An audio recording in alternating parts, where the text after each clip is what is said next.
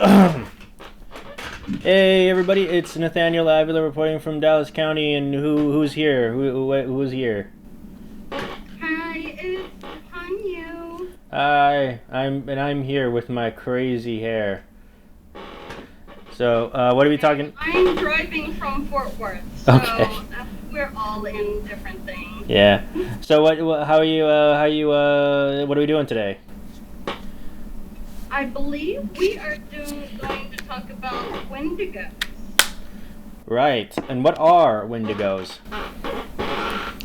Well, I believe off the top of my head, just from thoughts and word of mouth, Wendigos are a Native American entity that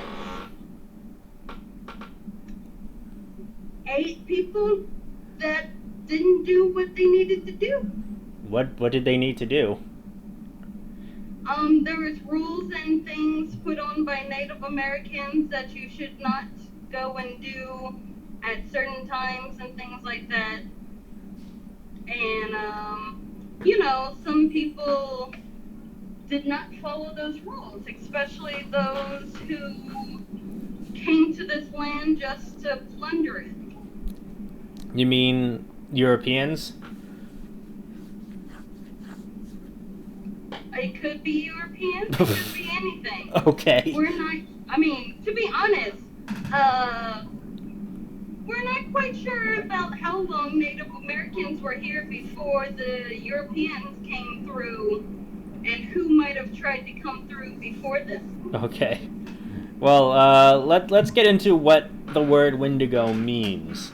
So the word actually appears in many Native American languages and has many alternative translations. And the source of the English word is the Ojibway word Windigo. In the Cree language, it is Withakau, also transliterated to Wetico. Other translations include Wendigo, Windigo, Windigo, Windigo, Windigo, Windago, Windiga, Wendigo, Windagu, Winjigo, Wijigu, Wijigo, Wijigo, and it goes on. So a plural form. I feel like some of those were made up. Okay. So a plural form. The plural form Wendigoag is also spelled with a couple different ways, and the Proto-Algonquin term has been reconstructed as Wintekoa, which may have meant owl, like the bird.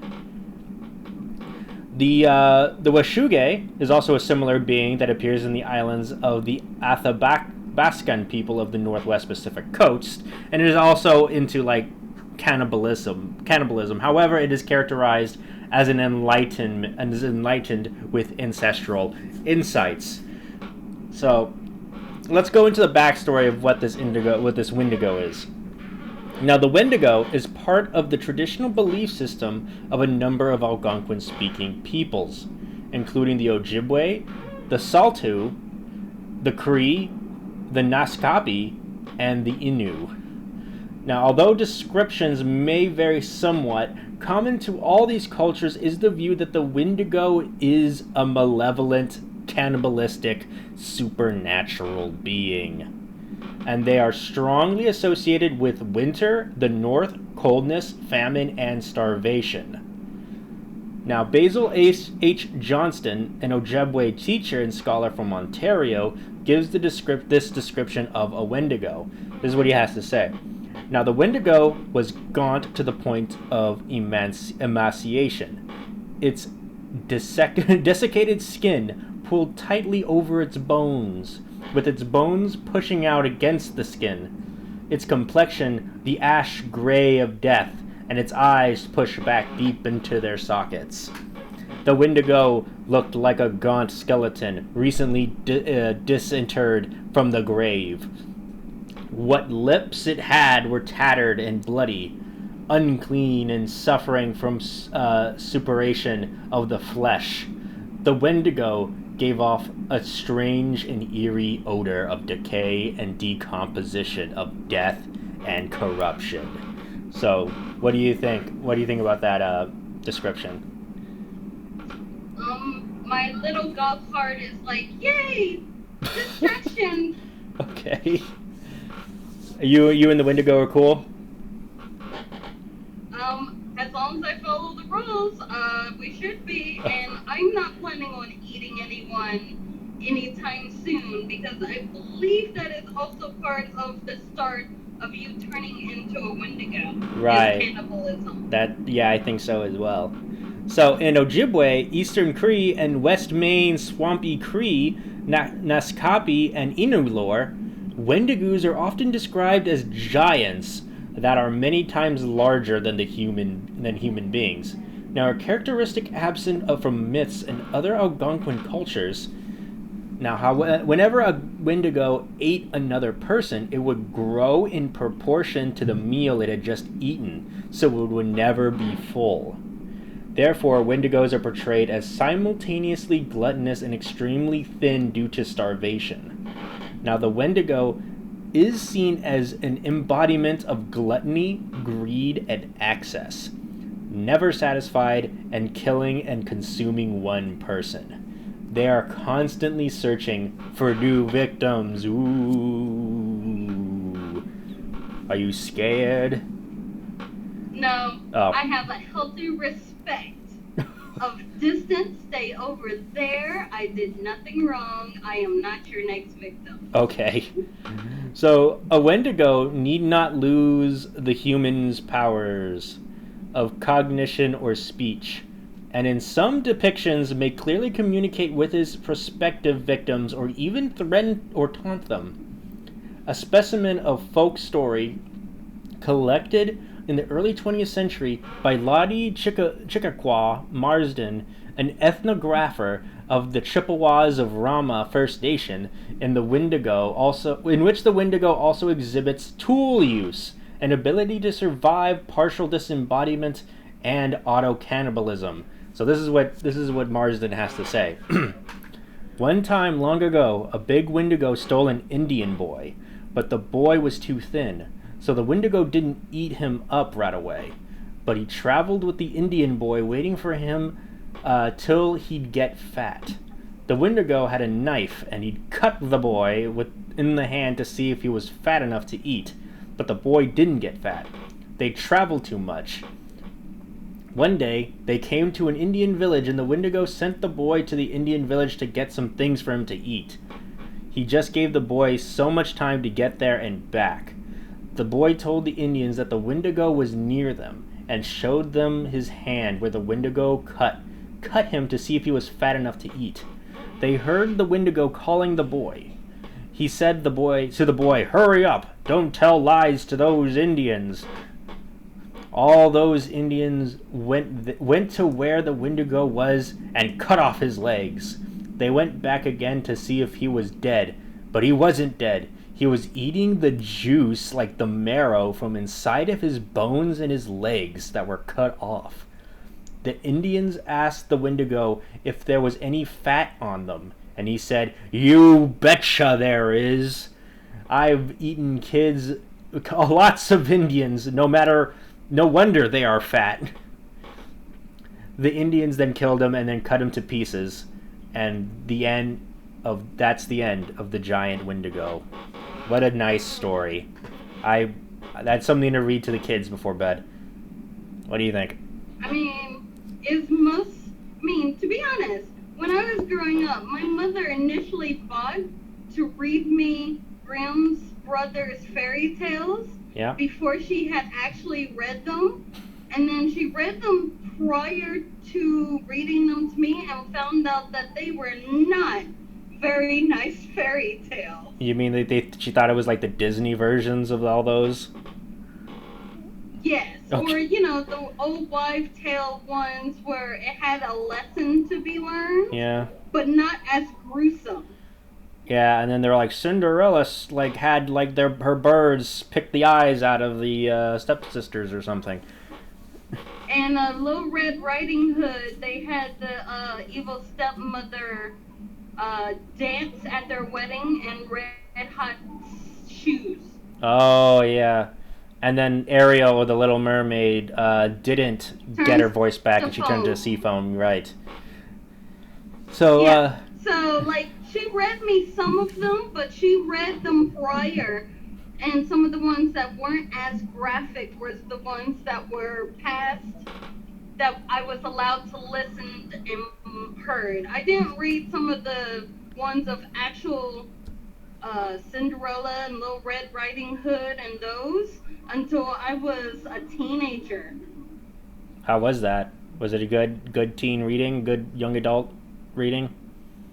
Yes, Okay. actually, I think I'm glad that I read them as a teenager and could process and appreciate this way of fairy tales. Because when you're younger and you get the whole lighthearted Disney versions or those that Disney's kind of given permission to use, Yeah. it kind of shadows you, or in some cases, puts a rose colored glasses on you that the world is all nice and good and your prince will come. Whereas the more darker the fairy tale, it gives you more of an appreciation that sometimes you don't get what you need, or things are twisted because of humans and people or other beings.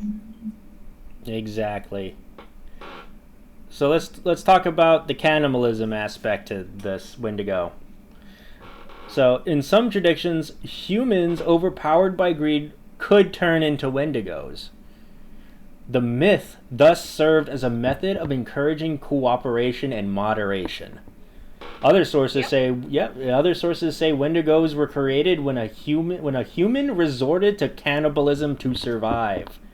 Now, humans could also turn into Wendigos by being in contact with them for too long. So, those are that. So, among the Assiniboine, the Cree, and the Ojibway, a satirical ceremonial dance is sometimes performed during the times of famine to reinforce the seriousness of the Wendigo taboo. The ceremony, known as, the ceremony, was performed during times of famine and involved wearing masks and dancing around in a drum. The last known Wendigo ceremony was actually conducted in the United States, was at Lake Windigo of Star Island of Cass Lake, within the Leech Lake Indian Reservation in northern Minnesota. So, Okay. there's Does that. it give you a timeline or just says where? It just says where. I have no idea. Yeah. So, in historical accounts of retroactively diagnosed Windigo psychosis, so there is an actual, psychosis named after the Wendigo, and it has been reported that humans become possessed by the Wendigo spirit after being in a situation of needing food and having no other choice besides cannibalism. So, in 1661, the Jesuit Relations reported this, and this is translated from French. So, what caused us greater concern was the news that met upon us entering the lake, namely that the men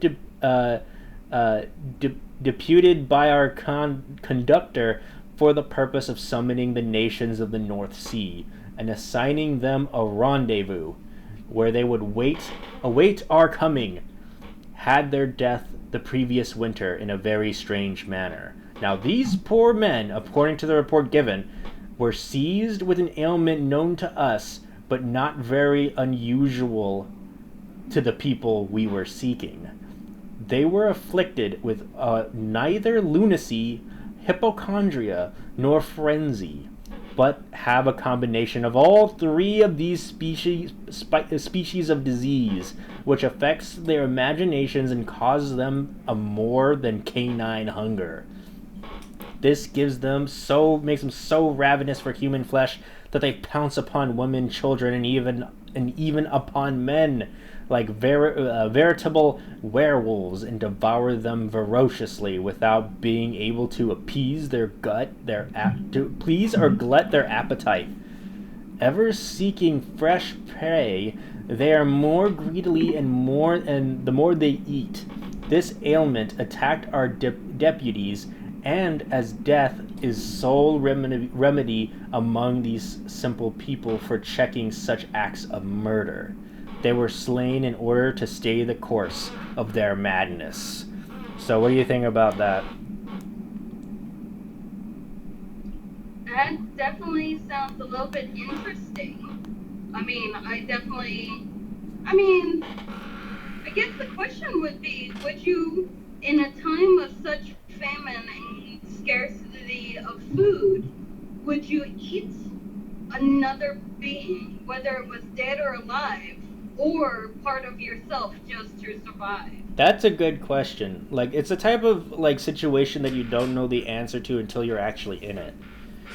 Because, like, sometimes when you're in that situation, sometimes the animalistic side of your brain just, like, kicks in, and you're like, I have to survive no matter what, no matter the cost.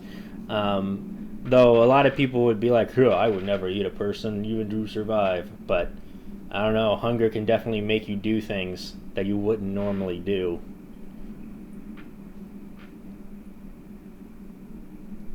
Am I right? True. True. Very true. So, although many recorded cases of Wendigo psychosis, the individual has been killed to prevent cannibalism from resulting. Some Cree folklore recommends treatment by ingestion of fatty animal meats or drinking animal grease. Now, those treated may sometimes vomit ice as a part of the curing process. So they're saying that this Wendigo psychosis can be cured by, eating fatty animal meats or drinking animal grease. So, one of the more famous cases of Wendigo psychosis reported involved a Plains Cree trapper from Alberta named Swift Runner. Now, during the winter of 1878, Swift Runner and his family were starving, and his eldest son died. 25 miles away from emergency food supplies at the Hudson Bay Company spot post, Swift Runner butchered and ate his wife and 5 remaining children. Given that he resorted to cannibalism so near to food supplies, and that he killed and consumed the remains of all those present, it was revealed that Swift Runner's was not a case of pure cannibalism as a last resort to avoid starvation, but rather of a man with Wendigo psychosis. He eventually confessed and was executed by authorities at Fort Saskatchewan. So, what do you think about that? Did you think he actually was the Wendigo? It was the Wendigo that made him do it? I mean, he could have been possessed by the Windigo, but it's a great possibility. Definitely a great possibility. Yeah. I think they're kind of overestimating how far, or underestimating how far 25 miles is. Because 25 miles is pretty far when you're walking. I don't know. Maybe I'm just... yes, when walking, but you could easily grab the whole family and go. If you said, we can't go back to our house, depending on what time or era it was, they could have possibly provided a way of shelter so that they didn't resort to that. But you would have to get up and go and not freeze yourself on the way. Mm-hmm. So, fascination with Wendigo psychosis among Western ethnographers, psychologists, and anthropologists led to a hotly debated controversy. So, another well-known case involving the Wendigo psychosis was that of Jack Fiddler, who is an Ojibway chief and medicine man known for his powers at defeating Wendigos. In some cases, this entailed killing people with Wendigo psychosis. As a result, in 1907, Fiddler and his brother Joseph were arrested by the Canadian authorities for homicide. Jack committed suicide, but Joseph was tried and sentenced to life in prison.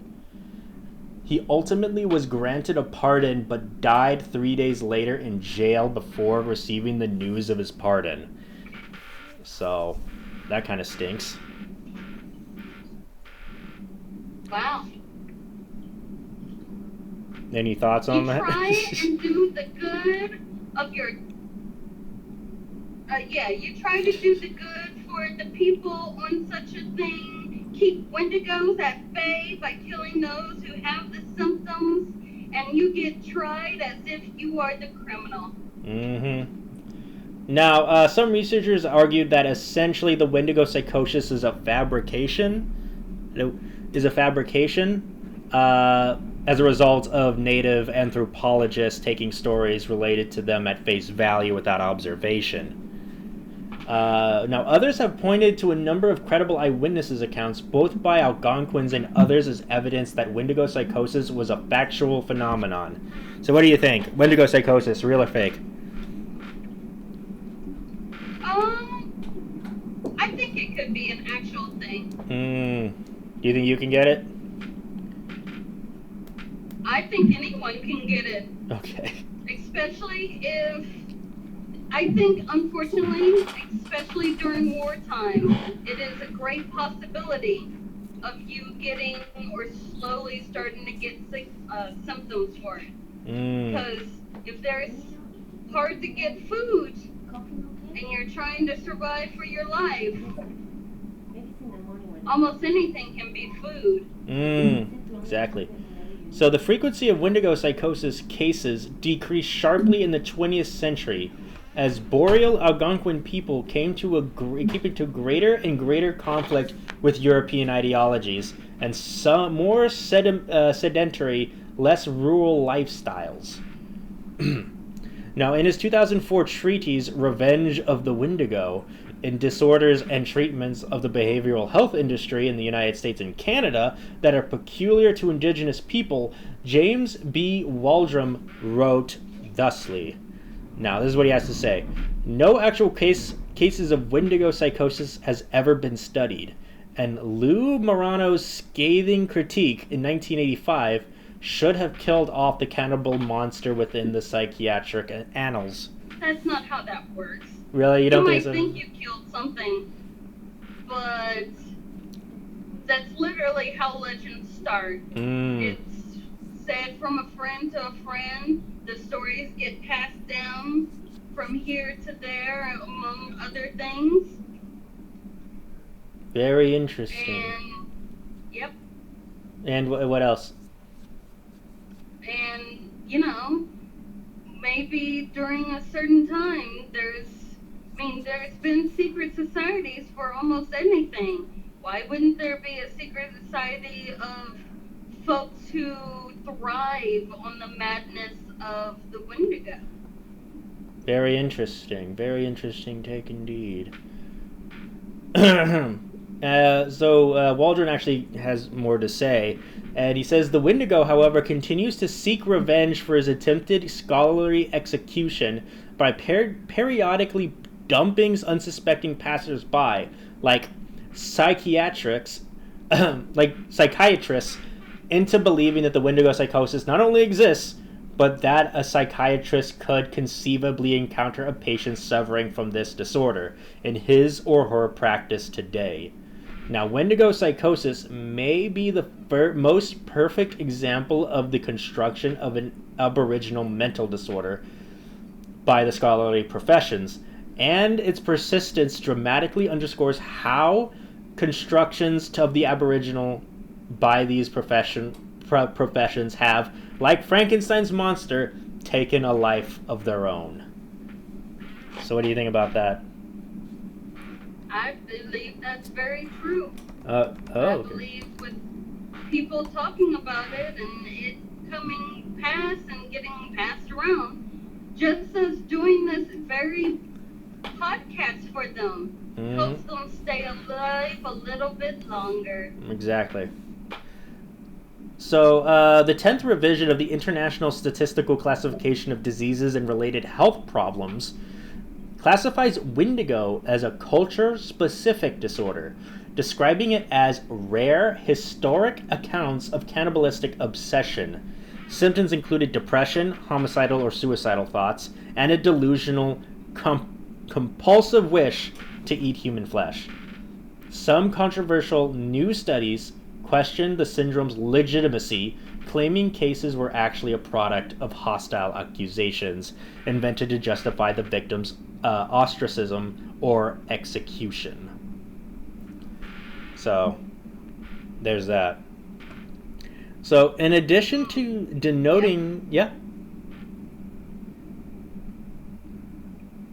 Dab. No, I didn't. I was just saying, yep, that was right. Continue on. Okay. So, in addition to denoting a cannibalistic monster from certain traditional folklore, some Native Americans also understand the Windigo conceptually. Now, as a concept, the Windigo can apply to any person, idea, or movement infected by a corrosive drive towards self-aggrandizing greed and excessive consumption. Traits that sow disharmony and destruction. If left unchecked, Ojibway scholar Brandy DeSanti asserts that the Windigo can be understood as a marker indicating a person imbalanced both internally and toward the larger community of human and spiritual beings around them. Out of equilibrium and estranged by their communities, individuals thought to be afflicted by the Windigo spirit unravel and destroy the ecological balance around them. And Chippewa author Louise Erdrich's novel The Roundhouse, winner of the National Book Award, depicts the situation where an individual person becomes a Wendigo. The novel describes its primary antagonist, a rapist whose violent crimes desecrate a sacred site, as a Wendigo who must be killed because he threatens the reservation's safety. So, yeah, there's that. What do you think of that? Would you read that book? Possibly, I would. Check it out. So, in addition to characterizing individual people who exhibit destructive tendencies, the Windigo can also describe movements and events with similarly negative effects. Now, according to Professor Chris Shedler, the figure of the Windigo represents consuming forms in exclusion and assimilation, through which groups dominate other groups.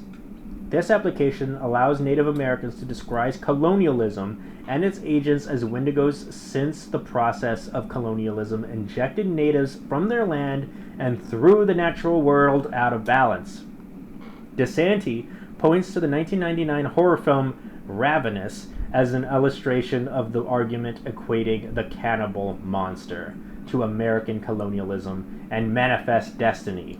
Now, this movie features a character who articulates that expansion brings displacement and destruction as side effects, explaining that manifest destiny and Western expansion will bring thousands of gold-hungry Americans over the mountains in search for new lives.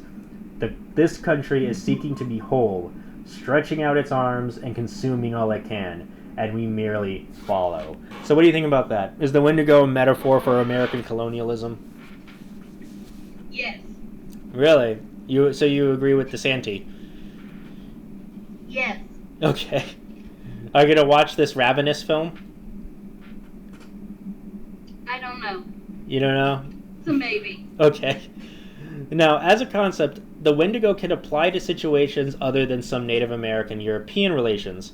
Now, it can serve as a metaphor explaining any pattern of domination by which groups subjugate and dominate or violently destroy and displace. Joe Lockhart, English professor at Arizona State University, argues that Windigos are agents of social cannibalism, who know no provincial or national borders. All human cultures have been visited by shape-shifting Windigos. Their visitation speak to the inseparability of human existence. National identity is irrelevant to this borderless horror. Now, Lockhart's ideas explain that Windigos are an expression of dark aspect of human nature, the drive toward greed, consumption, and disregard for other life in pursuit of self-aggrandizement. So what do you think about that? Do you think the Wendigo also represents the dark side of human nature? Yes, Really? absolutely. Mm-hmm. So are you thinking that the Wendigo is more of just like a metaphorical idea than an actual being? I feel like it's both. Really? I How is it both? believe Yeah? I believe it started as an actual being, and when they started to slowly try to cut that out of society, it became more of a metaphor and an embodiment of an idea to slowly try to get that physical form back. It hasn't quite got there yet, but the way our society is slowly going, it's a possibility it could become something that is seen again by those who are open, well, don't want to see that type of thing anymore. Right. So, romantic scholar and documentarian Emily Zarka, also a professor at Arizona State University, observes that two commonalities among the indigenous cultures of the Algonquian language family speakers are that they are situated in crimes where harsh winters are frequent and may be accompanied by starvation. She states that the Windigo symbolically represents three major concepts. One, it is the incarnation of winter, the embodiment of hunger, and the personification of selfishness. So, yeah, those are pretty much what it boils down to. And that's pretty much it for the Wendigo. That's pretty much the story of it. What do you think about this being as a whole? I mean, it's still very interesting, and some people can go into more in-depth situations for it if need be, but it's a very good concept, even if it's an idea and not a physical manifestation of a being that is it's possibility of actually happening. And like the psychologist said, the symptoms are there that anyone could possibly fall into becoming a Wendigo or have the symptoms of it. Right. So you're more into leaning that it's more of an idea as opposed to like either a mythical creature or an evil spirit that possesses people. No, I still maintain it's a little bit of both. Right now, it's more of an idea, but I believe in the past it was an actual physical being that existed. Right. All right. Well, that's the Windigo for you. I've been Nathaniel Avila. And I'm Hanyu. Yay! And we'll talk to you guys next time. Bye. Bye. Bye. Thank you for listening to a Vision podcast, home of wacky talkies, The Kingdom, Evil Exists, and many more.